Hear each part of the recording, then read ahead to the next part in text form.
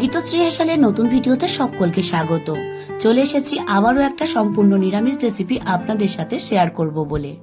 বাঙালির 12 মাসে 13 পার্বণ, উৎসব অনুষ্ঠানে ভগবানকে ভোগ হিসাবে নিবেদন করা হয় ভোগের খিচুড়ি। আজ বানাবো সেই ভোগের খিচুড়ি। সোনালী মুগ ডাল, গোবিন্দভোগ চাল, অড়হর ডাল, ঘিয়ের মিষ্টি সুবাসে তৈরি হয় এই খিচুড়ি, যা ভগবানকে প্রসাদ হিসাবে ভোগ নিবেদন করার পর আমরা সকলেই তার প্রসাদ হিসাবে গ্রহণ করে থাকি। বানানো যেমন সহজ, খেতে তেমনই সুস্বাদু। অল্প কয়েকটা ঘরোয়া উপকরণ দিয়ে দারুণ সুস্বাদু এই রেসিপি আপনারা খুব অল্প সময়ে তৈরি করে নিতে পারেন। বোলের মধ্যে নিয়ে নিয়েছি 150 গ্রাম গোবিন্দভোগ চাল। প্রথমেই আমি চালটাকে ধুয়ে নেব। অন্যদিকে বাটির মধ্যে 50 গ্রাম মুগ ডাল আর 50 গ্রাম অড়হর ডাল নিয়েছি। এবার একটা প্যানের মধ্যে দিয়ে দেব প্রথমেই 50 গ্রাম মুগ ডাল, সামান্য একটু নেড়ে নেব। অন্যদিকে কড়াইয়ের মধ্যে বেশ অনেকটা পরিমাণ জল গরম দিতে বসিয়ে দেব।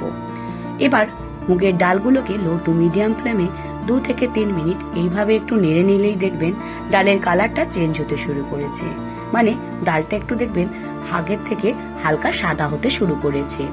এই অবস্থায় দিয়ে দেব 50 গ্রাম অড়হর ডাল। অড়হর ডালটা দেওয়ার পর আরো খানিকক্ষণ মানে মিনিট 3 এইভাবে কন্টিনিউ নাড়তে থাকবো। অন্যদিকে একটা বোলের মধ্যে নিয়ে নেব জল, তার মধ্যে ভেজে রাখা মুগ ডাল আর অড়হর ডালটা দিয়ে ভালো করে পরিষ্কার জলে 2 থেকে 3 বার ধুয়ে নেব। 2 থেকে 3 বার এইভাবে একটু পরিষ্কার করে ধুয়ে নেওয়ার পর অন্যদিকে জলটাও কিন্তু অনেকটাই ফুটে উঠেছে। তার মধ্যে ভেজে রাখা মুগ ডাল আর অড়হর ডালটা দিয়ে দেব। চাইলে আপনারা যে কোনো এক ধরনের ডাল দিয়েও করতে পারেন। ডালগুলোকে ভালো করে জলের সাথে একটু এইভাবে মিশিয়ে নেওয়ার পর দিয়ে দেব 1 চামচ নুন। অবশ্যই নুনটা আপনারা আপনাদের স্বাদ অনুযায়ী দেবেন। কালারের জন্য দিয়ে দেব 1/4 চামচ হলুদ গুঁড়ো। নুন হলুদটাকে ভালো করে একটু মিশিয়ে নেব।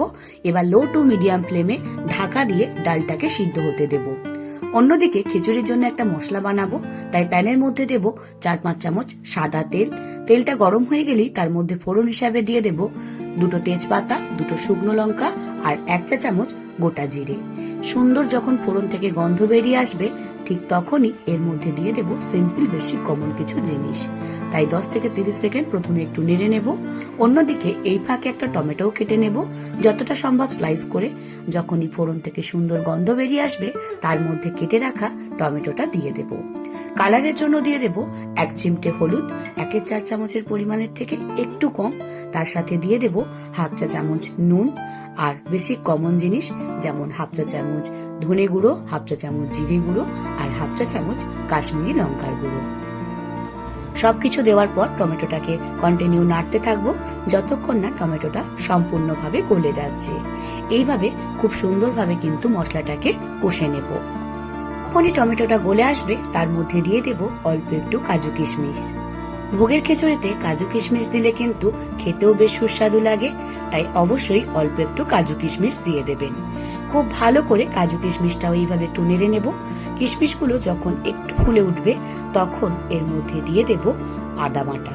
আমি এখানে প্রায় 1/2 ইঞ্চি আদাকে জল ছাড়া পেস্ট করে নিয়েছিলাম।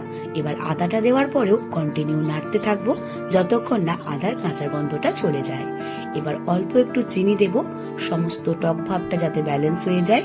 এবার সবকিছুকে দেওয়ার পর এর মধ্যে দিয়ে দেব অল্প একটু বাটার। সবকিছুকে এইভাবে ভালো করে একটু মিশিয়ে নেব। বাটারের পরিবর্তে আপনারা এখানে ঘিও ব্যবহার করতে পারেন। দেখুন মশলা কিন্তু খুব সহজেই তৈরি হয়ে গেছে।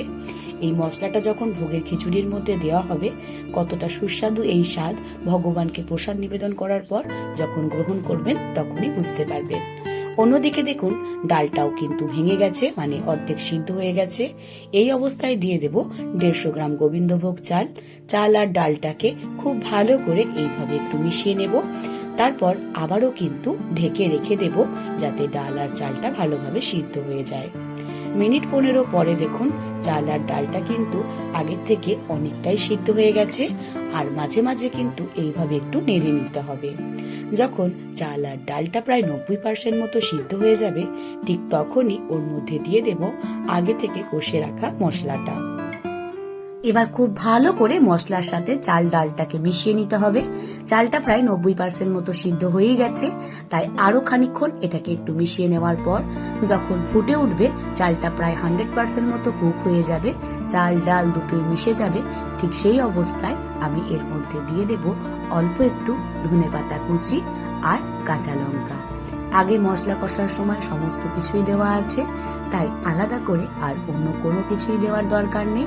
সবকিছুকে এইভাবে একটু ভালো করে মিশিয়ে নিলেই তৈরি ভগবানকে ভোগ নিবেদন করার জন্য ভোগের খিচুড়ি। দেরি না করে ঝটপট বানিয়ে ফেলুন। ভগবানকে ভোগ হিসাবে নিবেদন করার পর প্রসাদ হিসাবে গ্রহণ করে জানান কেমন লাগলো। ইউটিউব থেকে দেখলে লাইক, শেয়ার, কমেন্ট করতে প্লিজ ভুলবেন না। সাবস্ক্রাইব করা না থাকলে সাবস্ক্রাইব করে আমার এই চলার পথে সঙ্গী হন।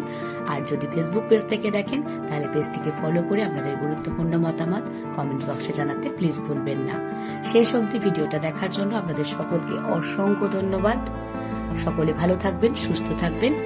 আর এর সাথে ছিল লাবড়ার তরকারি, যেটা খুব সহজেই আমি তৈরি করেছিলাম। এই রেসিপিটাও আমি আপনাদের সাথে শেয়ার করব।